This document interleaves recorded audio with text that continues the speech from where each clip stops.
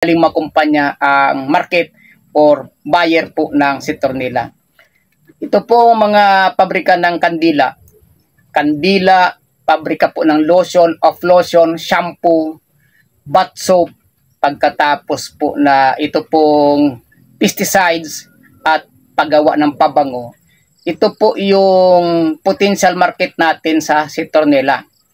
Ang market po ngayon, ayon po ngayon sa current research, ang kasalukuyan pong current demand market ng citronella ay umabot po ng 500 million US dollar.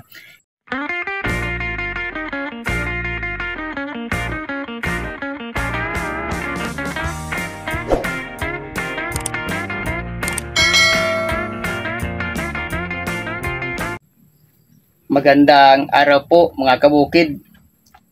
At sa lahat po ng ating mga viewers, subscriber at mga visitor, kung kayo po ay hindi pa po nakasubscribe sa aming YouTube channel, malugod po namin kayo iniimbitahan. Kayo po ay mag-subscribe para po makita nyo kaagad, updated kayo sa lahat ng mga video na aming upload tungkol po ito sa farming. Iba't ibang klase pong pamamaraan ng farming tinatalakay natin, lalong-lalo na po kung paano kikita yung high value crops at kung ano-ano pong mga kombinasyon ng multi-crops or integrated farming ang gagamitin natin, kasama na po ang relay cropping. Kaya kung kayo po ay wala pong masyadong kaalaman, naghahanap kayo ng mga pamamaraan at naghahanap kayo ng mga multi-crops na high value crops na kung saan po ay talagang profitable at kikita kayo, ang YouTube channel po ito ay makakatulong sa inyo. Ngayon po ay tatalakayin natin ang citronella. Ang citronella po ay ito po yung damo na kahalintulad po ng tanlad or kahalintulad ng kogon. Saan po magandang tumubo ang citronella? Ang citronella po, ang gusto po nito yung direct sunlight. Siya po ay talagang 12 hours ay naaarawan siya at ayaw din po nito sa patag na lugar na lagi pong matubig. Ang gusto po ng citronella yung hili. Nasa bundok siya at naaarawan siya within 12 hours. At kung saan po maganda tumubo ang kogon, doon din po siya maganda tumubo. Yung lahat po ng mga farmer natin na nagbabalak po kayo na magtanim ng citronella, kahit pa po kayo hindi pa farmer, kung gusto nyo po pumasok sa citronella business, italakayin po namin kung ano po ang pakinabang ng citronella. Ang mga benefits po ng citronella or ang market po ng citronella, ito pong mga kumpanyang ito. Banggitin natin ang mga kumpanya na kung sino-sino po, alin-aling mga kumpanya ang market or buyer po ng citronella. Ito po mga pabrika ng kandila. Kandila, pabrika po ng lotion, of lotion, shampoo, bath soap, pagkatapos po na ito pong pesticides at paggawa ng pabango. Ito po yung potential market natin sa citronella. Ang market po ngayon, ayon po ngayon sa current research, ang kasalukuyan pong current demand market ng citronella ay umabot po ng 500 million US dollar. Yan po ay tumataas po yan taon-taon. Ngayon, kung magtatanim po kayo ng citronella, ilan po ang lupa na requirements para po makapagsimula po ng citronella? Dapat po hindi kayo bababa ng 4 hectares.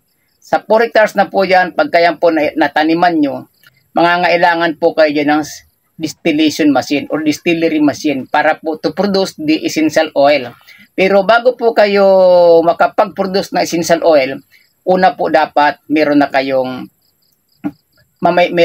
lupa. Una-una po ang kailangan po diyan ay lupa. Ang hanapin nyo, yung pong rolling po siya, hindi po siya advisable sa patag na lugar, lalo po na istakan ng tubig, mamamatay po ang citronella.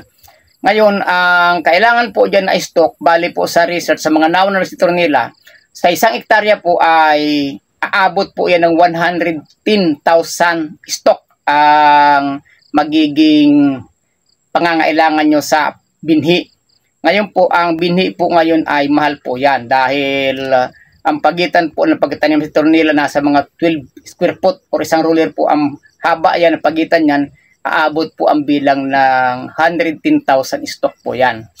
Ngayon, ang current market price po ng si tornila ngayon, umaabot po yan ng 25 to 30 pesos per stock. Yan po ang si tornila, ang price po ngayon. Ngayon, kami po ay, meron po kaming plantation ng citronella.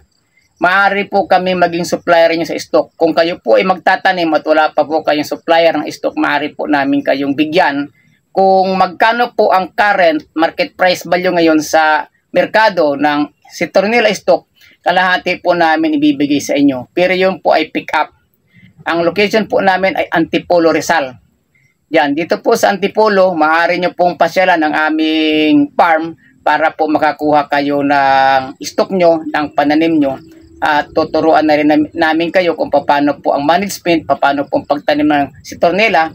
At maaari pong maging partner din po tayo sa hanap buhay na ito. Kailangan lang po dyan ay makapagsimula kayo, land preparation. At siyempre po ang magandang pagtatanim ng citronella, i-timing po natin sa tag-ulan.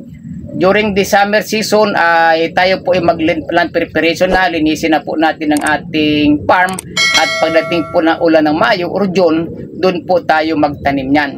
I-timing po natin sa tag-ulan kasi po ang anuman pong pananim, pagka hindi po sa tag-ulan, kalimitan po mamatay po yan.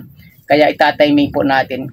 Ayun po, para sa mga interesado, gusto niyo mag-order, ilalagay ko po yung contact number ko rito. Mangyari po mag-text lamang kayo or mag-comment kayo para po kayo ay ma-assist or mabigyan namin kayo yung pangangailangan. Yan lamang po at maraming salamat po sa panonood nyo sa aming YouTube channel.